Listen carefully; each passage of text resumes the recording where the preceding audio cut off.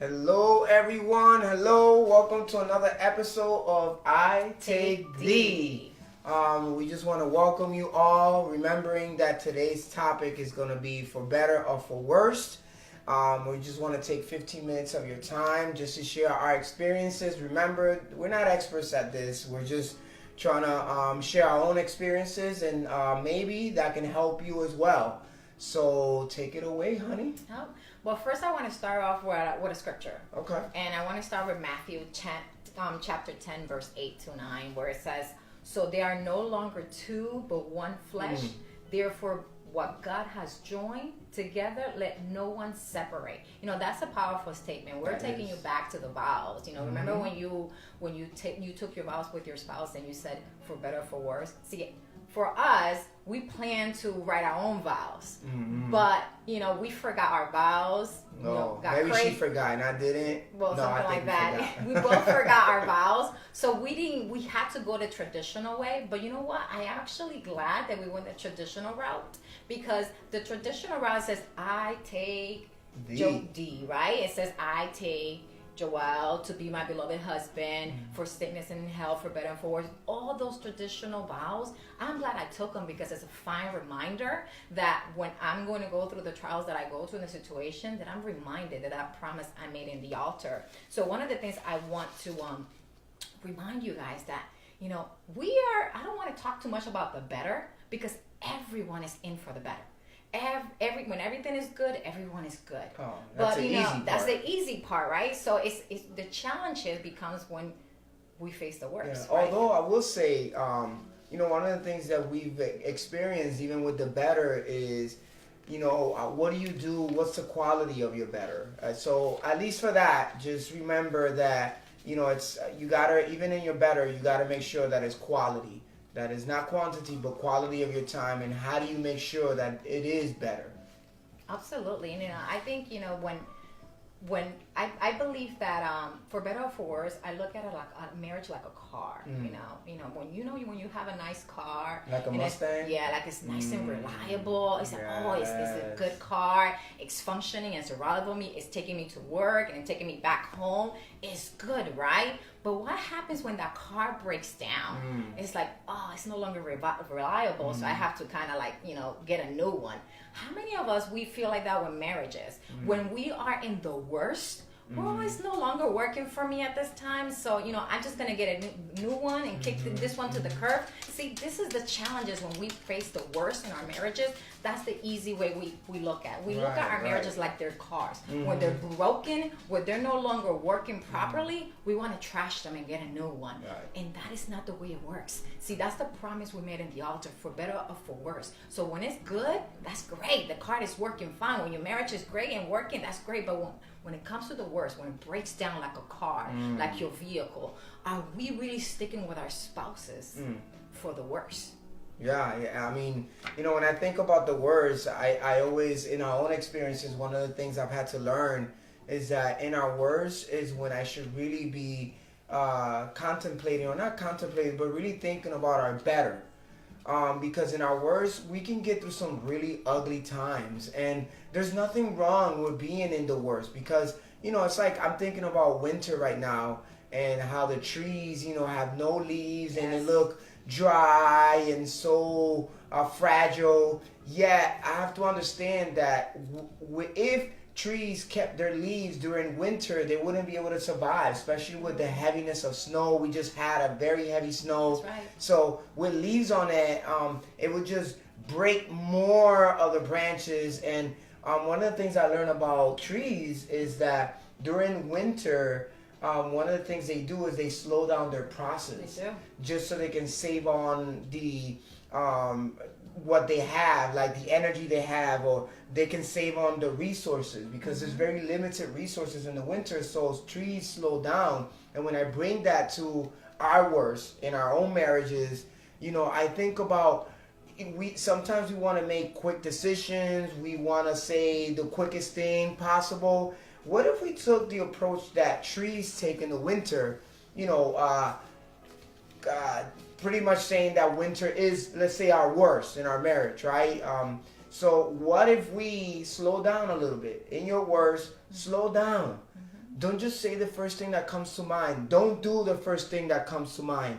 Try to take some time to slow down so you can save on your resources, because it is in our words that our resources are very limited. We're very just, we want to just make decisions, say what we want to say. We don't want to deal with each other. And that's probably the moment where you should really slow it down a little bit to help you through that worst moment. I think so too. I think it's really hard. If we marry because our marriage is going to be happy all the time, then why did you take that vow? You knew you were going to face some challenges in life. I think not even without marriage, just in our regular routines and our jobs, we don't have the best job sometimes. It's not the best day. We have challenges at work, but just because we face a challenge at work, are we just going to leave our job and not having a backup plan, and when we have bills to pay and things like that? Marriage is the same way. When challenges are rough, like you mentioned, the seasons, when it needs to happen. In the area that we live in, New England, we need to go through the 4 seasons. If we don't go through the 4 seasons of fall and winter and spring and summer, our land, the structure of our land cannot function the same way.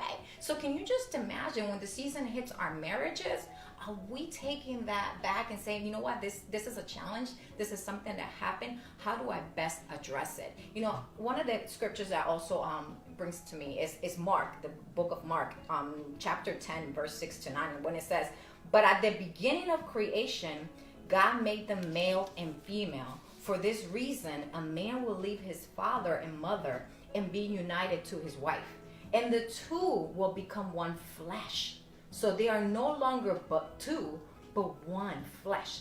Therefore, what God has joined together, let no one separate. Clearly, Joel, if the scripture doesn't say, when time gets hard and you're no longer happy, you can let that go. I don't think the scripture is talking about that. But the interesting about the scripture that says, and you become one flesh. So whatever you're suffering, it's not whose fault it is. It's together. You suffer together. You just don't throw it away because of a big challenge, regardless of that challenge is. And listen, we go through hard times. We talk about experiences, right? We're not saying we have it better than you or nothing like that of that nature, or you don't understand what we're going through. We can't. We will never understand what you're going through. But what we're saying is, like Joel mentioned, let's think back. Let's analyze the situation and clearly see, am I acknowledging the promise I made in the altar to that man, to that woman, or for better or for worse? Because when I promised that to Joel, I didn't know what the worst was going to look like. I didn't know.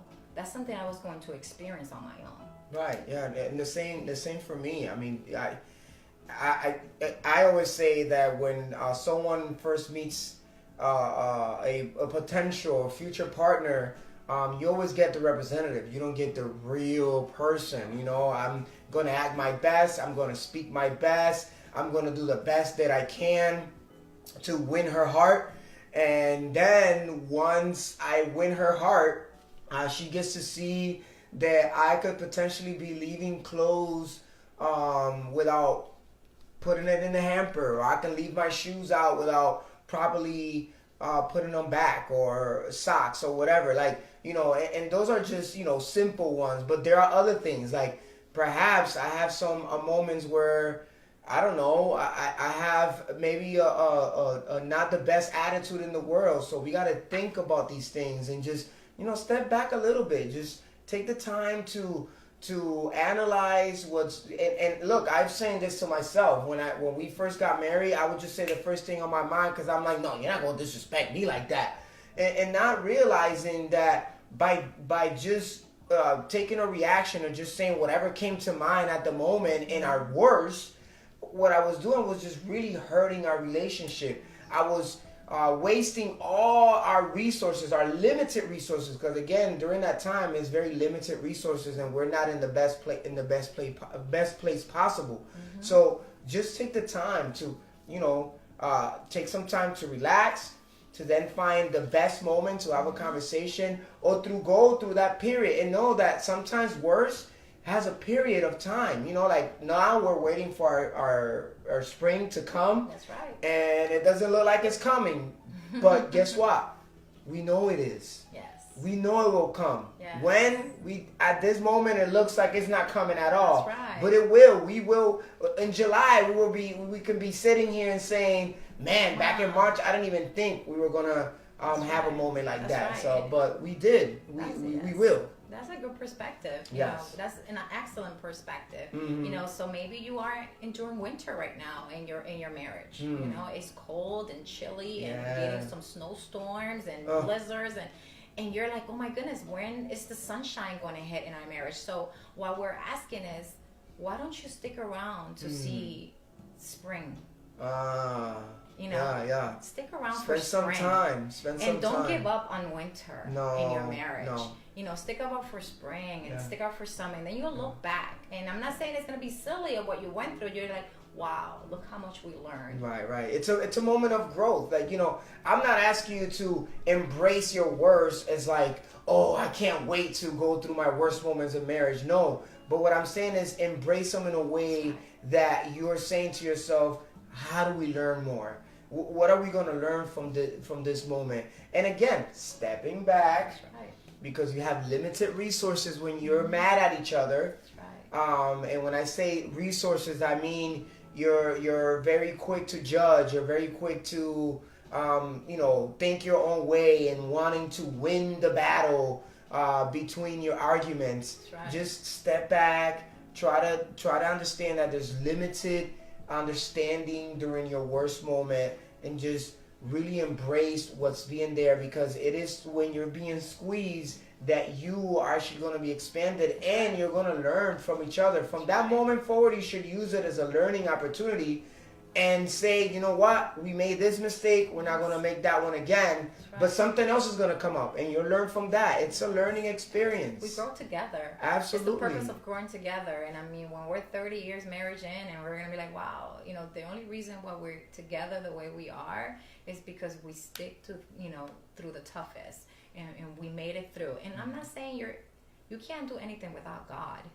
God is the source that keeps us together. That's right. So don't forget about having God in the center of your marriage. That's He super is the one important. that's going to give you that strength, Yes. right? To forgive. Like we have, you know, to be with each other, to kind of just say, you know, let's work on this together. Just remember that. It's so important. But stick around. Stick for your marriage. You know, happiness comes after you have worked so hard in your marriage. And I give your marriage a chance. If you're struggling, if you're one of those couples who just don't understand if you should keep going, right?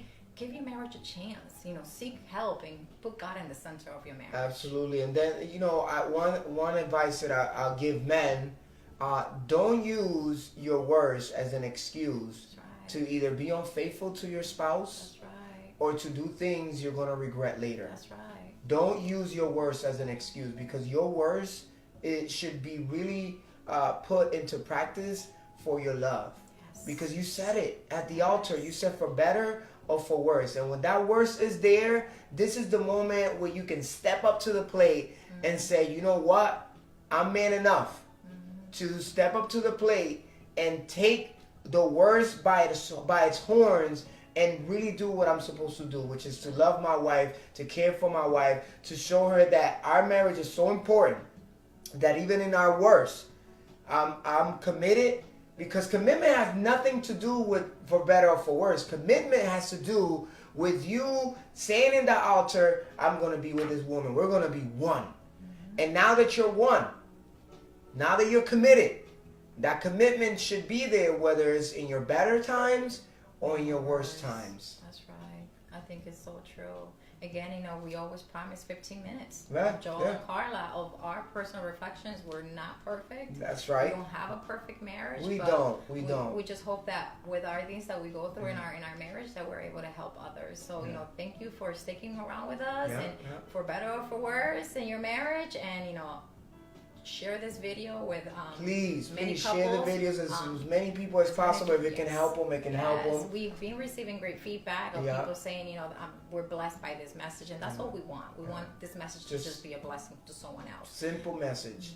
And we also want to remind you, like our page at I Take D Ministry.